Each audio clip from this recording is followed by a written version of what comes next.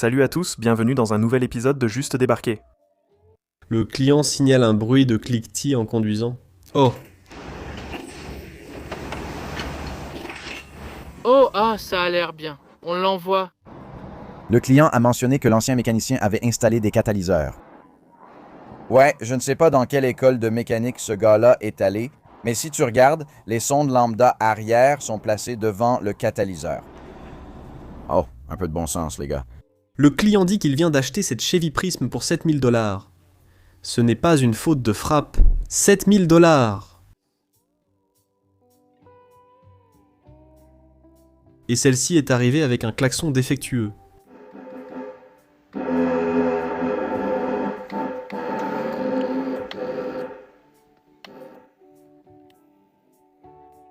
Le client signale des dégâts de rats et l'usage de poivre de Cayenne.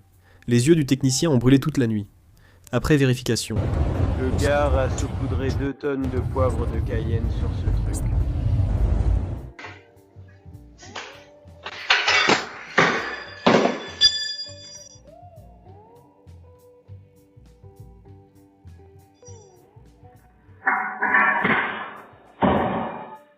Le client rapporte avoir entendu des bruits avant que la voiture ne se mette à trembler. L'atelier ignore comment 4 des 5 goujons ont pu casser un 100. Le client a eu la chance de s'arrêter avant que le dernier casse et a fait remorquer la voiture à l'atelier. Très bien. Le client dit que l'interrupteur de la vitre arrière droite fonctionne à l'envers. D'accord. On monte. Et ça descend, on descend et ça monte. Haut c'est bas, bas c'est haut. Logique. Ce client affirme avoir fait sa vidange il y a 2 jours chez le concessionnaire.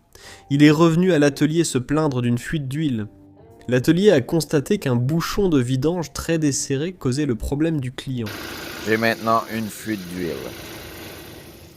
Le client déclare qu'il doit passer le contrôle des émissions. Je dois passer le contrôle anti-pollution. N'essayez pas de me vendre autre chose.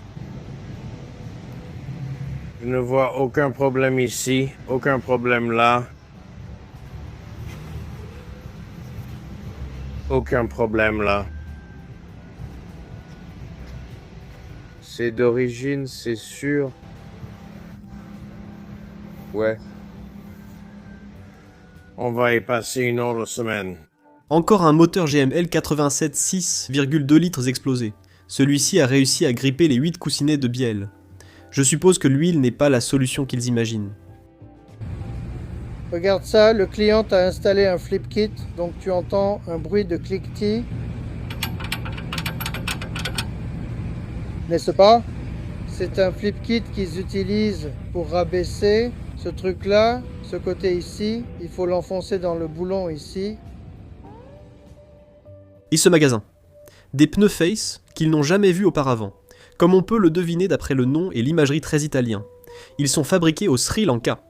Les pneus de marques inconnues ont les noms les plus fous. Le client déclare être venu pour une vidange d'huile. Allez-y. Je ne pense pas que leurs essuie-glaces fonctionnent, non. Le client signale un fort bourdonnement en conduisant, et pense à un roulement de roue défectueux. Le technicien a constaté que les pneus présentaient assez plus de bosses qu'un bol de flocons d'avoine. Ce pneu présentait plusieurs séparations sur le flanc, et c'est probablement ce qui causait le bruit. Le client s'est vu conseiller un nouveau jeu de pneus plutôt qu'un roulement de roue, avant que ce pneu ne rende l'âme. Le client déclare avoir réparé lui-même une crevaison. Le client signale que le véhicule s'est arrêté en roulant et ne redémarre pas. Le démarreur ne se lance pas, seulement des clics. Merci de vérifier et conseiller lors de l'essai de démarrage. Remorqué. Donc, on a remorqué sa bagnole, c'est bien ça? On pensait que le moteur était bloqué, alors on a enlevé la boîte à air.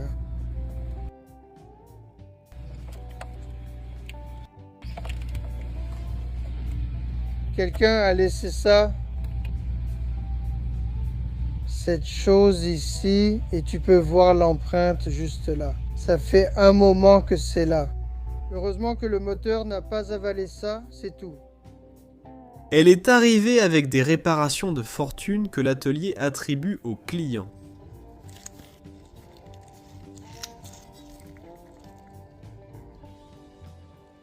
D'abord, Le technicien croyait que ce écrou des cieux avait été soudé.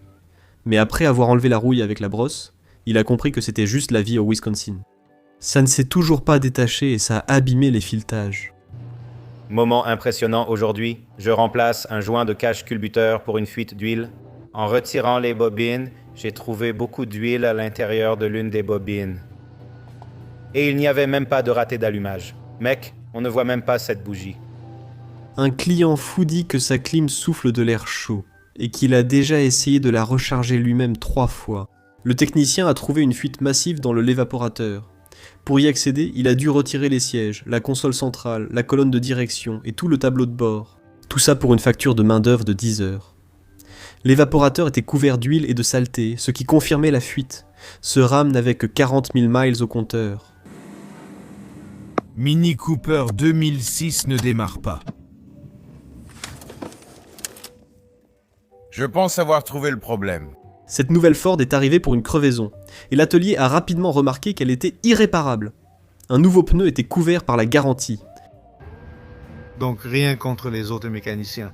Mais ce n'est certainement pas la bonne façon d'installer des bobines d'allumage. Un client d'un Ford Explorer 2018 a fait remorquer sa voiture au garage avec un moteur grippé. Du liquide de refroidissement s'est mélangé à l'huile car la pompe à eau s'est désintégrée, grippant le moteur et abîmant les coussinets de bielle.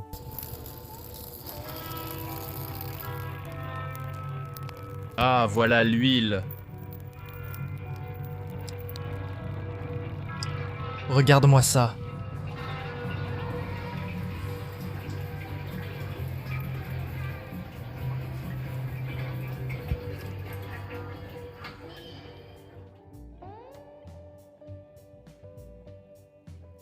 Celui-ci est arrivé avec un affichage radio envoyant des signaux extraterrestres.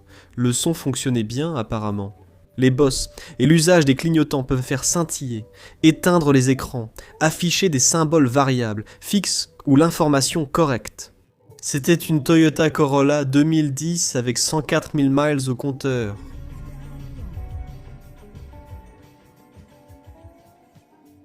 Cette pelleteuse 4 est arrivée en fumant, avec un régime moteur lent à monter et tendance à caler. Sa capacité était de 7,2 litres. On a vidé 35 litres, ce qui pourrait avoir un rapport avec le problème. Ce pneu se déchirait lentement sans que le conducteur ne s'en aperçoive.